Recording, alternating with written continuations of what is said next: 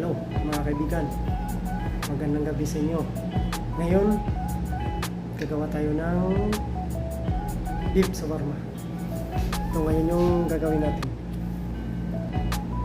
Ayan, na-slice ko na yan. Kaso lang hindi pa natapos. Mas maganda to para mas madali ang oras.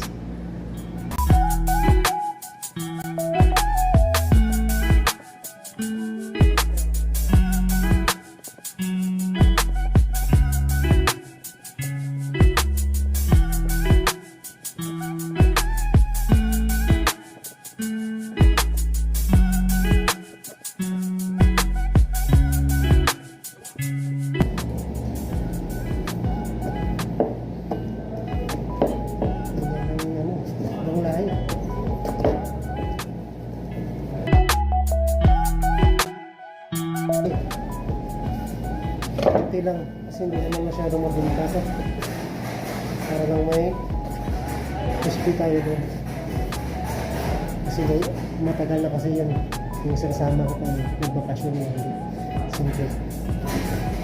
Palitan natin.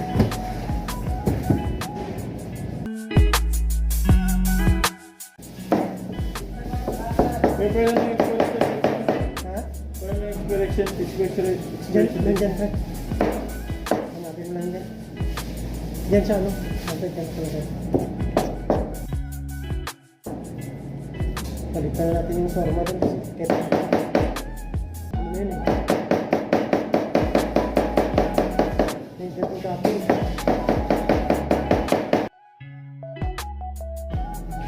Kita mo?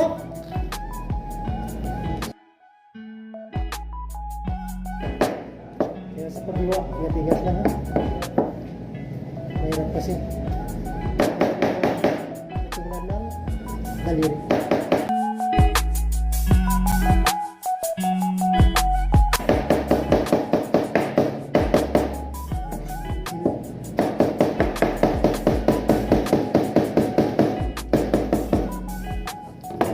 Buharap natin ang ingredients. Ito na.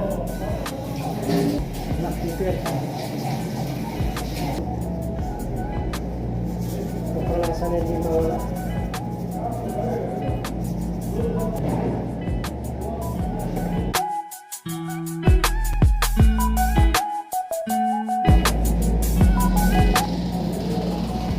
Niklaban, shuay-shuay, kunti lang. Kunting tomato paste. Hindi kasi sa ano yan, sa panglasan. Dapat lagyan nito kasi wala ng suka kung paano. Hindi na sa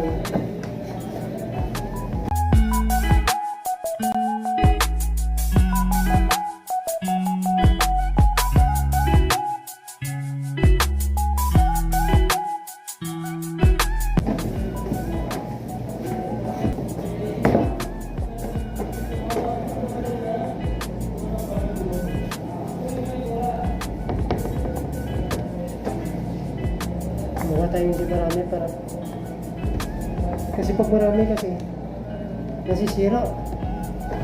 Buti lang yung konti, nasira mo siya pag konti.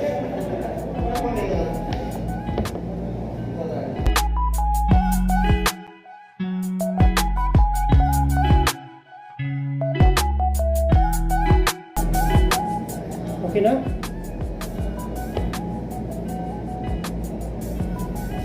Ngayon, pakita ko sa inyo yung natapos na. Siya. Yan mukha niyan. Pati mukha ko, ito na. Yan, maganda di ba? Kumbaga, style lang. Kaya mga kaibigan, dito naman nagtatapos yung tawag ito, shawarma na ginawa natin.